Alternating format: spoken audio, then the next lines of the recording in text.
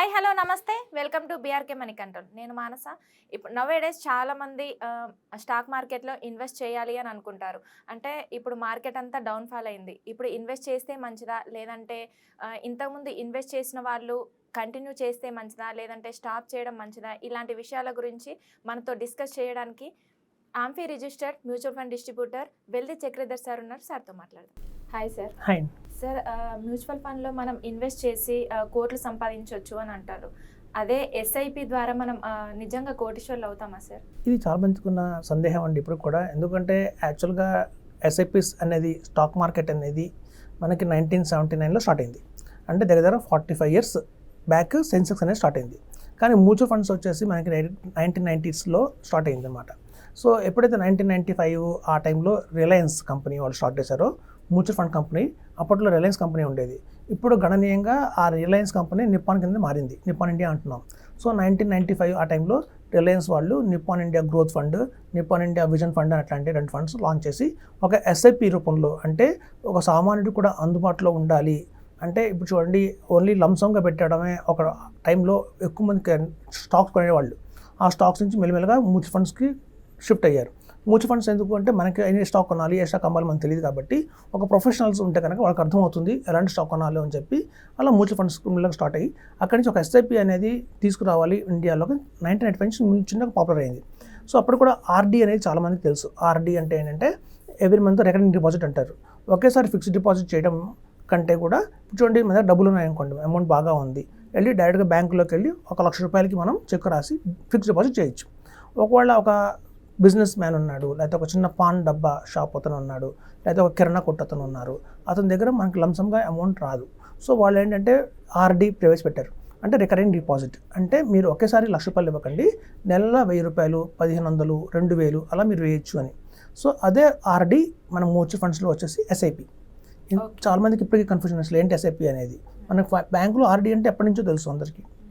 So అలాగే post ఆఫీస్లో కూడా చిన్న మొత్తాల పొదుపు అని అంటారు, చిన్నగా మనం వేసుకుంటాం, చిట్టి అంటాం, అలాంటివే. సో ఎప్పుడైతే ఒక సామాన్యుడికి ఎవ్రీ మంత్ కొంత అమౌంట్ అనేది ఉంటుందో వాళ్ళకి బడ్డన్ అవ్వదు. ముందు బేసికల్గా వాళ్ళకి బడ్డన్ అవ్వదు. సో అట్లా చూడండి, ఇటుక పెరిస్తే గోడ అవుతుంది అంటారు. గోడ కట్టాలంటే చిన్న ఇటుక పెంచాలి. సో అట్లాగే ఇది కూడా పెద్ద అమౌంట్ ఒకేసారి పెట్టకపోయినా ఒక చిన్న మొత్తంలో మనం స్టార్ట్ చేసినా కూడా ఎస్ఐపి రూపంలో నెలకు 1000 రూపాయలు కావచ్చు, 2000 కావచ్చు, గణనీయంగా మనం వేసుకుంటూ వెళ్తే ఒకనాటికి పెద్ద కోటీశ్వర్లు అవ్వచ్చు. అయితే ఇప్పుడు చూడండి, 15% రేట్ ఆఫ్ ఇంట్రెస్ట్ అనేది వస్తుంది అనేది మనందరికీ తెలుసు. అంటే ఒక మంచి మ్యూచువల్ ఫండ్స్లో కనుక ఇన్వెస్ట్మెంట్ చేస్తే మనకి దగ్గర 12% నుంచి 15% దాకా మనకి వడ్డీ అయితే వస్తుంది. అది కూడా లాంగ్ టర్మ్లో వస్తుంది. చాలామందికి ఇక్కడ అపోహ ఏంటంటే 15% రిటర్న్ అనగానే ఎవ్రీ ఇయర్ ఎక్స్పెక్ట్ చేస్తారు.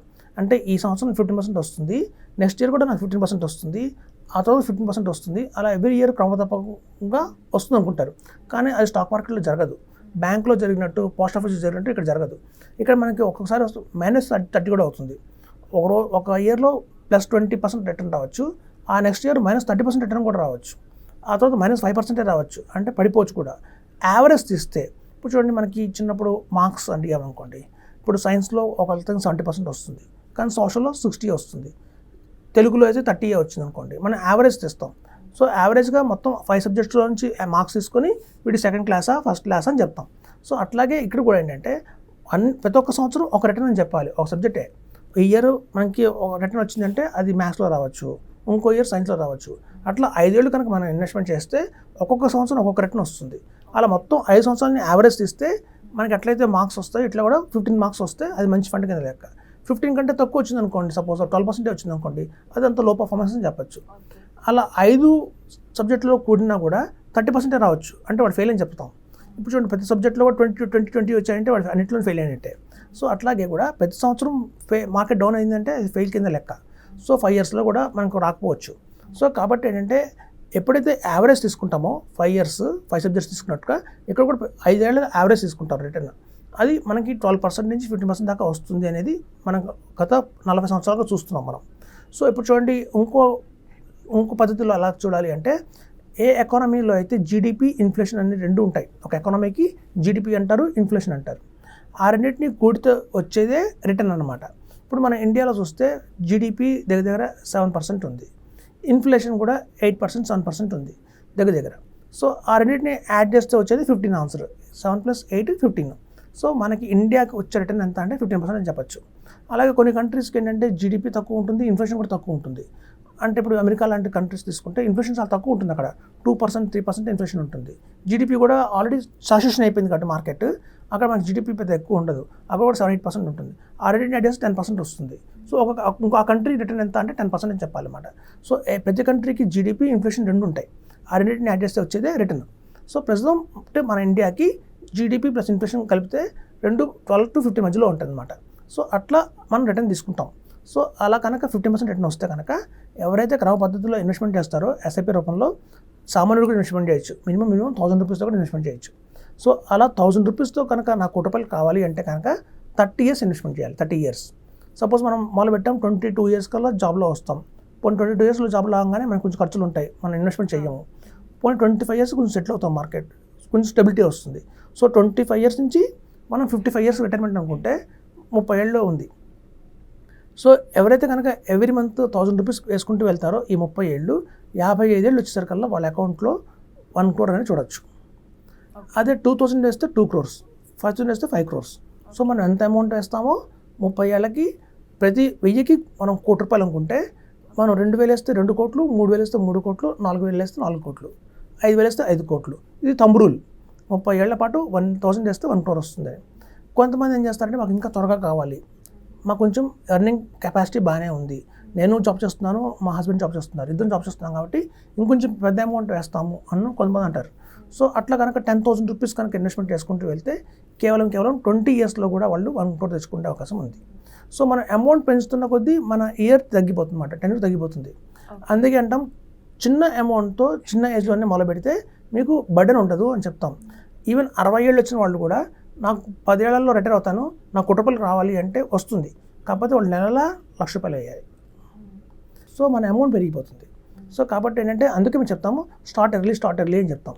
సో అలా ఎర్లీగా కనుక ఎస్ఐపి మొదలుపెట్టిన వాళ్ళు ఎవరైనా సరే ఒక లాంగ్ టర్మ్లో ఇన్వెస్ట్మెంట్ చేస్తే ఖచ్చితంగా కూడా వాళ్ళు కోటీశ్వరులు అవ్వచ్చు. ఇంకా మాకు 5 ఏళ్లలోనే ₹1,00,00,000 కావాలి అనే వాళ్ళు కూడా ఉంటారు. అప్పుడు ఎవ్రీ మంత్ ₹1,00,000 పెట్టాలి. సో ప్రతి వాళ్ళకి ఒక టార్గెట్ ఉంటుంది 1 crore అని. ఆ టైమ్ ఆఫ్ ఇన్వెస్ట్మెంట్ పట్టే ఎంత ఎస్ఐపి వేయాలనే అమౌంట్ అనేది వస్తుంది. సార్ ఒక డౌట్ సార్, ఇప్పుడు మనం 1 lakh అంటే ఎక్కువ శాలరీ వచ్చిన వాళ్ళు 1 lakh ఇట్లా వేసుకుని 5 years వరకు పెట్టుకున్నారనుకోండి, ఒకవేళ వాళ్ళు తీసుకోవాలి అని అనుకున్నప్పుడు మార్కెట్ అనేది డౌన్ ఫాల్ అయినప్పుడు అంటే ఖచ్చితంగా ₹1,00,00,000 వస్తాయంటారా? ఇక్కడ మనం ఏం చేస్తున్నామంటే 5 ఏళ్ళు అంటే 60 months వస్తుంది. అంటే మనం చూడండి సంవత్సరానికి 12 నెలలు, 12 నెలలు అంటే 5 ఏళ్ళకి 60 నెలలు వచ్చాయి. సో ఈ 60 monthsలో కూడా మార్కెట్ అప్ అండ్ డౌన్ అవుతుంది, మార్కెట్ ఇలా అప్ అండ్ డౌన్ అవుతుంది. అంటే మనం ఎన్ఐవి రకరకాల టైంలో కొంటున్నాం కాబట్టి యావరేజ్ అయిపోతుంది. ఇప్పుడు కరెక్ట్గా మీరు అన్నట్టు 60 ఏళ్ళకి వచ్చారు, ₹1,00,00,000 కనిపించింది మార్కెట్లో, ఆ రోజు మార్కెట్ పడింది అనుకోండి, మహా అయితే ఏమవుతుందంటే ఆ ₹1,00,00,000 నుంచి 5 lakhs మైనస్ అయ్యి 95 lakhs వస్తుంది. ఇంకా మార్కెట్ పడింది అనుకోండి 90 lakhs వస్తుంది. జీరో అవ్వదు. వాళ్ళకి 1 crore, ఇంకా బాగుంది మార్కెట్ అంటే 1 crore 5 lakhs, 1 crore 10 lakhs కూడా రావచ్చు. సో ఆ అప్ అండ్ డౌన్స్ అనేది మీరు చెప్పినట్టు ఉంటుంది. కరెక్ట్గా అదే ఫిగర్ మనం ఎక్స్పెక్ట్ చేయడానికి లేదు, ఒక 10 లక్షలు అటు ఇటు అనుకోవచ్చు. మార్కెట్ బాగుంది అంటే 1 crore 10 lakhs, మార్కెట్ అలాగే స్టేబుల్గా ఉందంటే 1 crore, పడింది అంటే 90 lakhs 95 lakhs రావచ్చు. సో ఖచ్చితంగా ఇది వస్తుందండి మాకున్న ఎక్స్పీరియన్స్ ప్రకారం. 5 years కనుక ఎవరైతే రెగ్యులర్గా కంటిన్యూస్గా వేసుకుంటూ వస్తారో, ఇప్పుడు మీరు చూడండి 60 సంవత్సరాలు అని చెప్తున్నాం, 60 సంవత్సరాలు 60 నెలలు వేస్తున్నాం. సో 60 నెలలు మనం వేస్తున్నాము అంటే 60 lakhs మనం ఇన్వెస్ట్మెంట్ చేసినట్టే. నెలకు 1,00,000 అంటే 60 lakhs మనం ఇన్వెస్ట్మెంట్ చేసాం, మార్కెట్ మనకి 40 lakhs ప్రాఫిట్ ఇచ్చింది, రెండు కలిపి 1 crore అయింది. సో అదండి, ఎప్పుడైనా ఎస్ఐపిలో క్రమబద్ధంగా ఇన్వెస్ట్మెంట్ చేసుకుంటూ వెళ్తే మనం ఎంత త్వరగా పెడితే మన లక్ ఏంటంటే అంత తక్కువ అమౌంట్తో కూడా 1 crore తెచ్చుకోవచ్చు. మనం కనుక 15 years పెట్టుకుంటే కనుక 15,000 రూపీస్ ఎవ్రీ మంత్ ఏమని చెప్తాం.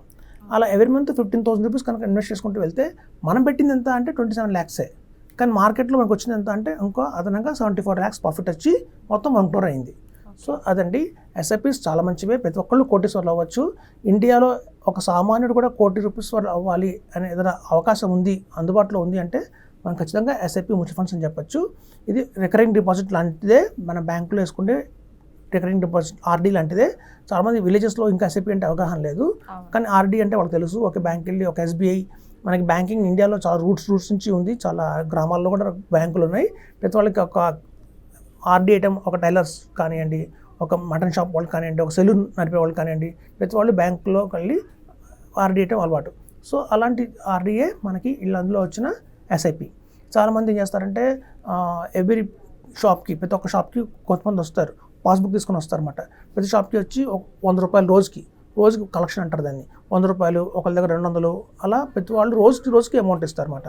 అట్లాగే ఈవెన్ ఎస్ఐపిలో కూడా మనకి ఇవాళ డైలీ వచ్చేస్తుంది, డైలీ ఎస్ఐపి వచ్చింది. డైలీ ఎస్ఐపి అంటే మన బ్యాంక్లో నుంచి ఎవ్రీడే ₹100, ₹200 కట్ట వెళ్ళిపోతుంది అనమాట. సో అలాంటి ఆప్షన్ కూడా ఉంది. మినిమం 500తో మొదలు పెట్టచ్చు. సో 500, ₹1000, ₹2000, ఇంకా వాళ్ళ కెపాసిటీ బట్టి మనం ఎస్ఐపి డైలీ వేయచ్చు, కావాలంటే ఆఫర్లీ వేయచ్చు, క్వార్టర్లీ వేయచ్చు, అట్లా రకరకాలు కూడా ఆప్షన్స్ ఉన్నాయి. సో మన అడ్వైజర్ని కలిసి చెప్తారు. సో ఇదండి. కాకపోతే మనం చెప్పేది ఒకటే బ్యాంక్లో వేయకండి, ఒకటే ఫండ్ హౌస్లో వేయకండి, మార్చండి. ఒక 5 ఫండ్స్ మినిమంగా 5 ఫండ్స్ వేయాలి. అలా అని చెప్పి చాలామంది ₹1000 ఎస్ఐపి 20 ఫండ్స్ వేస్తున్నారు. అలా కూడా వేయకూడదు, అది కూడా రాంగే. ఫండ్స్ ఎప్పుడు 5 ఉండాలి, 5 దాటకూడదు, అలానే 5 లోపల కూడా ఉండకూడదు. 1-2 ఫండ్స్లో వేయకండి. ఈవెన్ ₹500 వేసినా కూడా మీరు 5 ఫండ్స్లో వేయండి. ₹100 ఎస్ఐపి కూడా ఉంది ఇవాళ రేపు.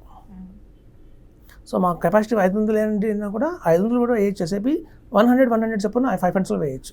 అలా ఫండ్స్ పెంచుకోవడం వల్ల ఏమవుతుంది లాభం, ఒకటి ఎక్కువ ఇచ్చి ఒకటి తక్కువ ఇచ్చినా కూడా మనకు ఖచ్చితంగా కూడా లాభం వస్తుంది, యావరేజ్ ఆఫ్ రిటర్న్ వస్తుంది చెప్తున్నాను.